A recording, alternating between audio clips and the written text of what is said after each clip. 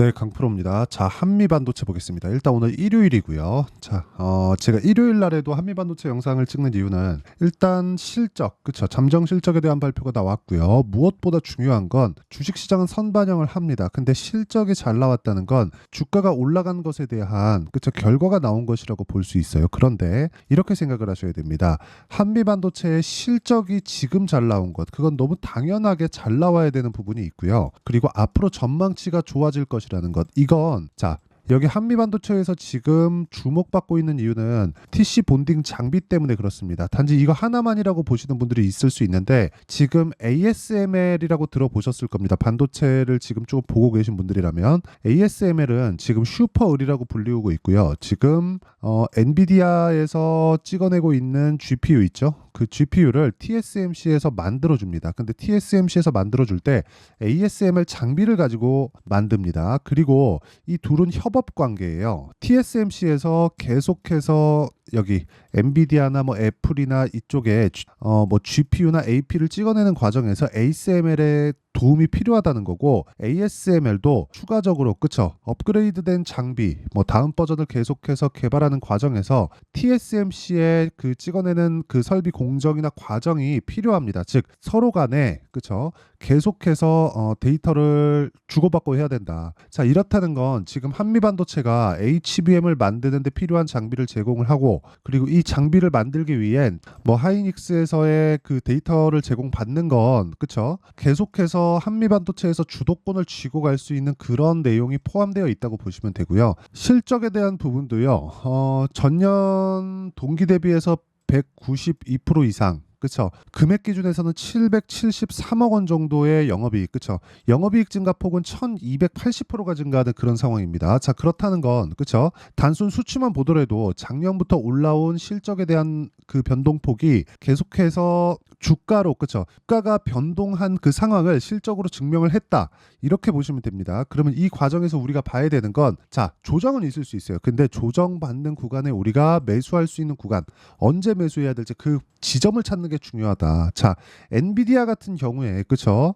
이걸 보셔야 되는데, 엔비디아의 주가 상승폭이 어느 정도까지 커졌냐면, 자, 엔비디아의 주가 상승폭을 보면요, 엔비디아 시가총액은 지금 미국 시장에서 3위입니다. 자, 근데 시총 3위의 그 대기업이, 자, 23년 시작하고 나서부터 거의 한 7배, 8배 정도 상승을 했습니다. 자, 그렇다는 건 지금 10조 원이 이제 간 넘은 한미반도체의 지금 시가총액을 고려한다면요, 추가적으로 상승할 수 있는 여력이 충분하다. 그러니까 기존에 있었던 그 저평가돼 있었던 그런 국면을 완벽하게 해소를 하고 지금 추가 상승하고 있는 이유, 그리고 지금까지 강세 구간에서, 그쵸, 고가를 아직까지 돌파하고 있지는 못하지만 한 달째 고가에서 횡보하고 있다는 점만 보더라도 한미반도체의 주가는 추가적으로 상승세가 가능하다. 그리고 우리는 올라가고 있는 종목을 매수를 해야 됩니다. 단순히 실적보다 뭐 주가가 비싸다, 예를 들어서 그런 거예요.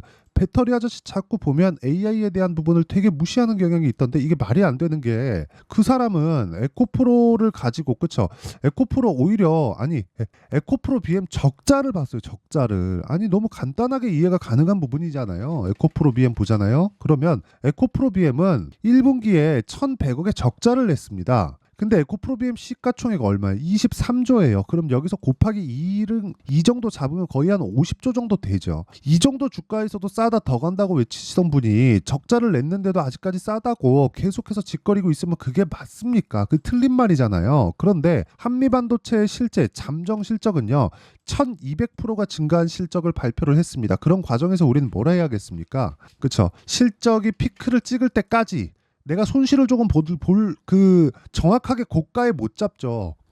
고점을 정확하게 잡고 내가 나올 수 없습니다. 근데 그렇다고 하더라도 지금은, 그쵸, 매수해야 될 때다. 그거는 너무 당연한 이야기입니다. 그래서 그런 과정 속을 보내면서 우리가 진짜 봐야 되는 부분은 철저하게 가격에 집중해서 매매를 하자. 그리고 가격이 올라간 부분에 따라서, 그쵸, 수익 구간이겠죠. 그 수익 구간에 우리가 실적에 대한 확인만 하자.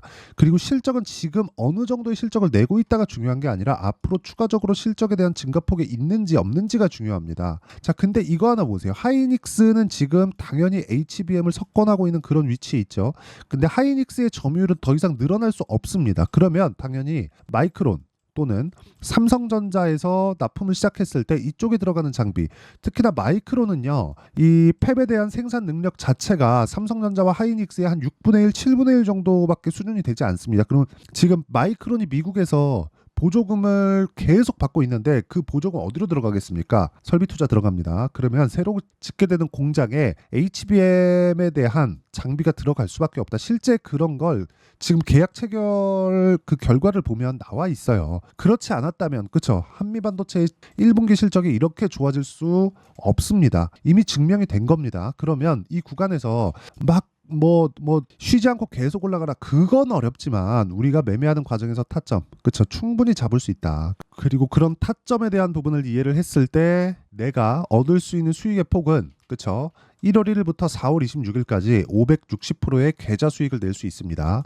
자, 이 화면은요, 조작이 불가능한 화면입니다. 그쵸? 정확하게 키움증권에서 1694번에서 나오는 화면이고요. 그리고 이건 손실 부분이 포함된 계좌 수익이기 때문에 누구도 따라할 수가 없습니다. 그리고 이 타점에 대한 부분에 대한 이해가 된다면 수익에 대한 폭이 완벽하게 달라집니다. 자, 한미반도체를 본다고 해서 한미반도체 관련된 종목들만 매매를 해야 될까요? 자, 내용 한번 보시면요. DIT 뭡니까? HBM, 그쵸? 반도체예요. 올라가는 구간에서 매수한 결과, 그쵸? 계속해서 수익을 내는 부분. 자, 5% 정도의 상승세를 금요일 날도 보였습니다. 이거 말고도요. DI, 그쵸? DI를 보더라도 어때요? 올라가는 구간에서 계속해서 매수한 결과 26%, 22%, 18% 정도의 수익을 내고 나오죠. 자, 그리고 자람 테크놀로지 같은 종목도 올라가는 구간에서 매수한 결과 75% 정도의 수익을 내고 나올 수 있습니다. 그리고 이런 부분에 대한 내용을 여기 소통방에서 모두 공유를 하고 있다. 그리고 4월 26일 금요일입니다. 금요일 날 같은 경우에도 시장감에서 8시 49분 장 시작 전에 공개를 합니다. YC 아시죠? YIK입니다.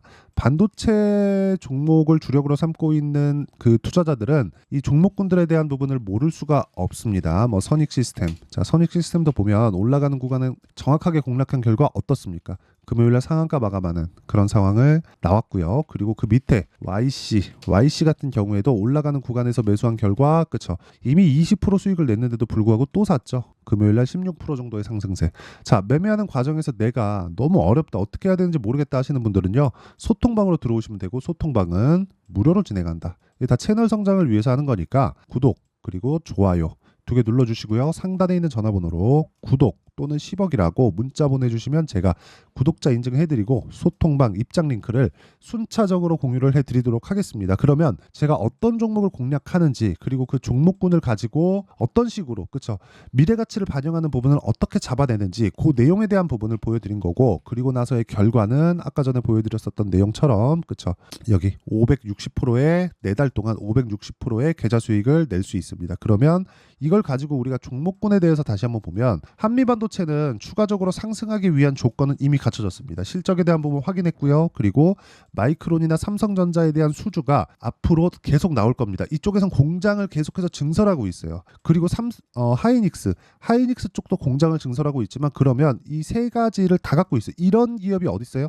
ASML, 그렇죠? ASML 삼성 파운드리에도 들어가죠. TSMC에도 들어가죠. 인텔 파운드리에도 들어갑니다. 그러면 ASML의 장비가 들어가야지만 선단 공정으로 인한 반도체 칩을 제조할 수가 있어요. 그러면 이런 부분에 대한 내용을, 한미반도체의 TC 본딩 장비가 들어가야지만 HBM을, 그렇죠? 수율 높은 HBM을 만들어낼 수가 있다. 그러면 한미반도체에서 지금 생산하고 납품하는 장비 단가는 높아질 수밖에 없고요. 이런 내용을 이해한다면 우리가 이 구간, 그쵸? 이 구간에서 반등을 확인했기 때문에 타점을 잡아야 된다. 그리고 그 타점을 잡는 전체적인 부분에 대한 내용을 제가 여기 소통방에서 진행하고 있고요. 구독과 좋아요 누르면 입장 가능하다. 그래서 상단에 있는 전화번호로 구독 또는 10억이라고 문자 보내주시면 제가 10억 만들기 프로젝트를 진행하는 소통방 입장 링크를 순차적으로 공유를 해드리도록 하겠습니다. 자, 그러면 이렇게 타점을 잡는 원리가 있겠죠. 그 원리에 대한 부분은 여기 한미반도체의 가격과 단기 보유 전략, 그리고 최근에 반도체 종목군들의 변동폭이 크기 때문에 한미반도체의 실시간 타점을 제가 문자로 공유를 해드리도록 할 테니까 구독과 좋아요 눌러주시고요. 상단에 있는 전화번호로 한미라고 문자 보내주시는 분들에 한해서만 제가 한미반도체의 실시간 타점 그리고 단기 보유 전략을 함께 공유해드리도록 하겠습니다. 자, 내용 정리하면 그렇습니다. 주식시장은 미래가 가치를 반영하는 과정에서 주가가 먼저 뜨고요. 먼저 뜨는 과정에서 우리는 타점을 잡아야 되고요. 올라가는 구간에서 호재가 나온다는 겁니다. 그리고 그 구간에서 우리가 효율을 높일 수 있는 단기 보유 전략, 그렇죠? 2주 안에 수익을 볼 수 있는 상황을 만들어야 된다. 그러려면 가격을 잘 잡아야겠죠. 이런 부분을 어떻게 분류하고 가격을 어떻게 잡아야 될지, 그렇죠? 그리고 이런 부분을 이해했을 때 내가 어느 정도까지 성과를 낼 수 있을지, 그렇죠? 그 부분에 대한 내용을 제가 이해시켜 드리도록 할 테니까 영상 끝까지 시청하시고요. 모든 분들이 성공 투자하셨으면 참 좋겠습니다. 자, 24년도가 돼도 여전히 시장은 녹록지 못합니다. 이런 상황이 벌어지는 건 어쩔 수 없습니다. 이런 상황에서도 수익이 나는 종목들의 구조는 변하지 않습니다. 즉, 대시세 종목에 대한 구조는 변하지 않는다는 거고, 실제 제가 소통방에서 지속적으로 이야기를 드리고 있는 내용도 대시세 종목이나 시장 주도주를 공략하는 건 철저하게 가격 분석을 하라고 이야기를 드리고, 가격 분석 이후에는 이슈에 대한 파악, 그리고 이슈를 파악하고 나서는 다시 내가 얼마에 매수할지 그 타점에 대한 부분을 지속적으로 언급을 하고 있습니다.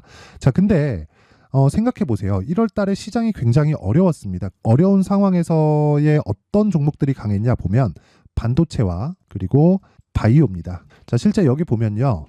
HLB에 제가 실제 매매한 내용을 띄워놓고 보여드리고 있는데 1월 22일부터 매매를 시작해서 4일 동안 31%의 수익 마감이 됐고요. 그리고 여전히 신고가 종목입니다. 자, 그리고 그 다음 어보브 반도체, 이름을 보시다시피 반도체 종목이죠. 그리고 AI 반도체는 지속적으로 강세를 보이고 있습니다. 이 종목도 신고가를 먼저 달성한 이후에 제가 21%의 단기간에 21%의 큰 수익을 내고 마감이 됐습니다. 다시 재공략을 준비하고 있고, 이런 부분은 소통방에서 다 공유를 해드립니다. 자, 그리고 그 다음 코세스. 자, 코세스 같은 종목도 당연히 그쵸, 신고가 종목이고요. 그리고 반도체 종목입니다. 이 종목도 영업일 기준에서 이틀 동안 대략 한 15%의 수익 마감이 됐습니다.